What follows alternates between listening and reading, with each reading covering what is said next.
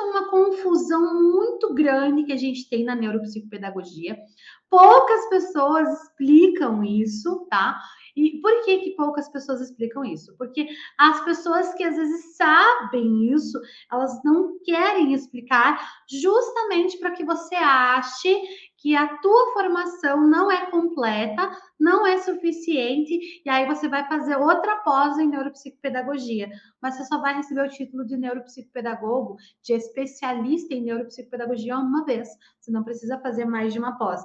Mas quando você induz as pessoas a acharem que a neuropsicopedagogia clínica é o atendimento para quem vai atuar em clínicas, a neuropsicopedagogia institucional é para quem vai atuar nas escolas, aí faz muito sentido para os grupos grandes aí, universitários, oferecerem mais uma pós-graduação para você em neuropsicopedagogia hospitalar, por exemplo, que é um campo de atuação que não existe na neuropsicopedagogia, porque para você atuar em hospitais, você vai atender ou de maneira individualizada ou de maneira coletiva, não tem outro tipo de atendimento, né? Mas aí eles te vendem mais uma pós para você ser neuropsicopedagogo hospitalar, e de repente eles vão inventar outras coisas aí, tantas, só para fazer esse comércio e revender esse curso mais de uma vez para a mesma pessoa.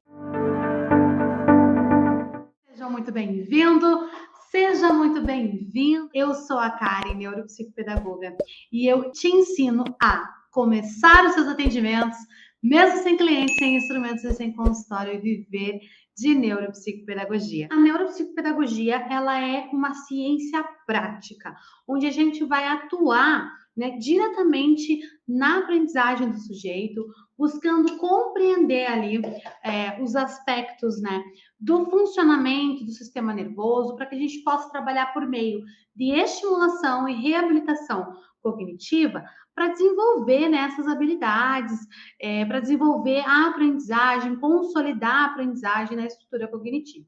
Então, por que que isso é importante? Isso é importante porque a gente tem que entender que a função do neuropsicopedagogo é essa. A função do neuropsicopedagogo é trabalhar o processo de intervenção. Então, a nossa função, ela é estimular e reabilitar as funções cognitivas.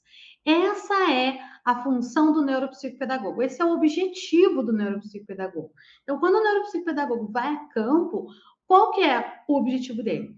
Trabalhar com estimulação e reabilitação cognitiva. Então, a gente trabalha, né, num momento ali com uma avaliação, às vezes ajuda aí para compor um diagnóstico, mas esse não é o nosso objetivo. A avaliação, a própria avaliação neuropsicopedagógica, o protocolo de avaliação, ela tem apenas a finalidade de coletar informações sobre o paciente, criar um vínculo com o paciente e elaborar o plano de intervenção, no caso individual, né, de maneira mais específica e assertiva. Então, assim, muita gente não sabe, mas a função do neuropsicopedagogo não é dar um diagnóstico, não é avaliar se tem ou não tem transtorno, não é fazer uma avaliação, né? Enfim, a avaliação ela vai ocorrer no âmbito individual, mas ela não é o objetivo central do nosso trabalho. Então, ela é uma parte, ela é um momento de passagem ali do trabalho do neuropsicopedagogo, porque o nosso trabalho, o nosso mão na massa mesmo, é reabilitação e intervenção cognitiva. Tanto que, para você atender de maneira coletiva, você nem faz processo de avaliação, você já parte direto para os processos de intervenção, tá? Então, assim, quando a gente fala em áreas de atuação, a neuropsicopedagogia ela tem dois campos de atuação bem segmentados, que são legitimados ali pela CBO, que a gente falou ontem também, a Classificação Brasileira de Ocupações, e esses campos, eles têm uns nomes assim meio falso cognato, eles dão um duplo sentido ali, mas eles são o campo clínico e o campo institucional. Só que assim, para ficar bem claro, os dois são campos de atuação do neuropsicopedagogo. Qualquer pessoa, qualquer profissional que tenha uma especialização lato sensu em neuropsicopedagogia pode atuar nos dois campos. tá? É a mesma coisa você falar que o pedagogo, ele só pode atuar na sala de aula. Não, o pedagogo, ele pode atuar na sala de aula, ele pode atuar numa empresa, ele pode atuar numa coordenação pedagógica, ele pode, enfim, em vários espaços, né? O psicólogo só pode atender consultório. Não, o psicólogo, ele pode atuar na área clínica, ele pode atuar na área de RH, na área empresarial, na área jurídica, na área forense. Então, assim, mesma coisa quem tem neuropsicopedagogia. Pode atuar em qualquer área que demande a neuropsicopedagogia, tá? Mas existe essa delimitação de campos de atuação, que é porque existem protocolos diferentes para o atendimento diferente, tá? Então, o neuropsicopedagogo, ele vai poder atuar na prática ali com o paciente, no processo de estimulação e reabilitação cognitiva, ele vai atuar no que a gente chama de clínico, que é o atendimento individualizado, tá?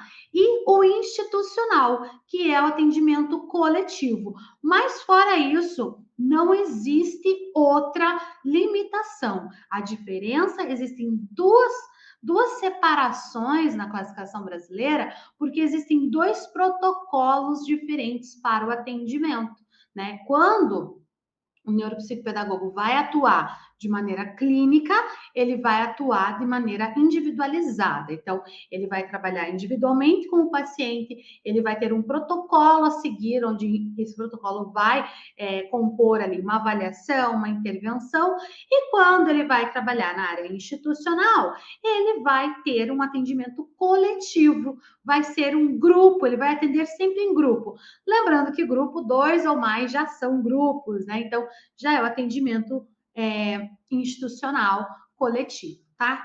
As palavras neuropsicopedagogia clínica e neuropsicopedagogia institucional, elas não estão relacionadas ao lugar, tá? Ao lugar que é desenvolvido o atendimento. Por isso que eu falo que ela tem um dúbio sentido. Por isso que eu falo que ela tem assim um falso cognato. Ela nos induz ao erro, né? Induz ao erro a gente falar, eu sou neuropsicopedagoga clínica porque eu atuo na clínica. Eu sou neuropsicopedagoga institucional porque eu atuo numa instituição. Não, não é isso, tá? Quando foi convencionado esses termos, acho que não ficou muito claro, mas o princípio que separa os dois um é para atendimento individualizado, por isso chama clínico, porque ele vai ser específico ali para um sujeito, e o outro é atendimento coletivo, por isso chama institucional, porque geralmente você faz atendimento em grupos em instituições, escolas, hospitais e assim por diante, ONGs, né? Assim por diante. Então, isso é uma confusão muito grande que a gente tem na neuropsicopedagogia. Poucas pessoas explicam isso, tá? E por que poucas pessoas explicam isso? Porque as pessoas que às vezes sabem isso, elas não querem explicar justamente para que você ache que a tua formação não é completa, não é suficiente, e aí você vai fazer outra pós em neuropsicopedagogia, mas você só vai receber o título de neuropsicopedagogo, de especialista em neuropsicopedagogia uma vez, você não precisa fazer mais de uma pós. Mas quando você induz as pessoas a acharem que a neuropsicopedagogia clínica é o atendimento para quem vai atuar em clínicas. A neuropsicopedagogia institucional é para quem vai atuar nas escolas.